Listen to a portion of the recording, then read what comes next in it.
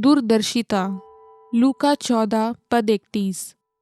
कौन ऐसा राजा है जो दूसरे राजा से शुद्ध करने जाता हो और पहले बैठकर विचार न कर ले। जंगल के राजा शेर ने अपनी रानी शेरनी की सेवा के लिए एक लोमड़ी को नौकरानी की हैसियत से नियुक्त कर लिया। लोमड़ी जंगल की रानी की सेवा मन से करती और शेर के द्वारा लाए गए शिकार में से भोजन खाती थी। मुफ्त का मनमाना उत्तम मांस खाते खाते लोमड़ी काफी बलिष्ठ हो गई। एक बार लोमड़ी राजा से अवकाश मांगकर अपनी बहन के घर गई थी। बहन की सहेलियों ने शेर नौकरानी लोमड़ी का बड़ा सम्मान किया और उसकी तारीफों के पुल बांधते हुए कहा कि बहन, तुम्हें देखकर जंगल का कोई भी जानवर धोखा खा जाएगा। तुम लोमड़ी तो बिल्कुल नहीं लगती हो, ऐसा लगता है तुम कोई भयंकर शेरनी हो।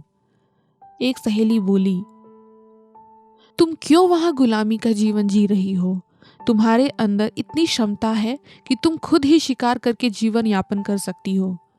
सहेलियों की बातें सुनकर वह गर्व से फूल गई। दूसरे दिन सवेरे वह लोमड़ी गर्व से ऐंठते हुए शेर के घर पहुंची और त्याग पत्र देते हुए बोली, मैं अब गुलामी नहीं कर सकती। लोमड़ी निकलकर तराई के पास पहुंची और सोचने लगी, मैं किसी शेरनी से कम नहीं। आज मैं साबित करके दिखाऊंगी कि मुझ में भी शिकार करने की क्षमता है।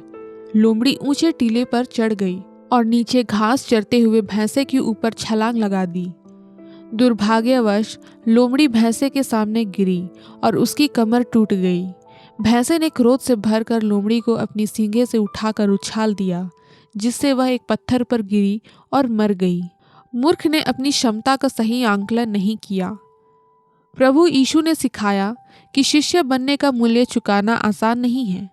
मसीही शिष्यता त्याग की मांग करती है कि अपनी नाशमान भौतिक वस्तुएं और संसार के सुखों और इच्छाओं का त्याग करना। इसलिए प्रभु कहते हैं कि शिष्य बनने से पहले यह निर्णय करना आवश्यक है कि शिष्य बनने का मूल्य मैं चुका सकूंगा या नहीं।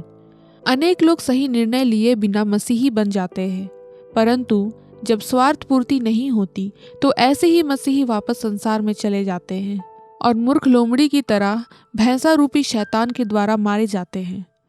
किसी ने ठीक ही कहा है कि मसीहियत फूलों की सेज नहीं, यह तो कांटों भरी राह है।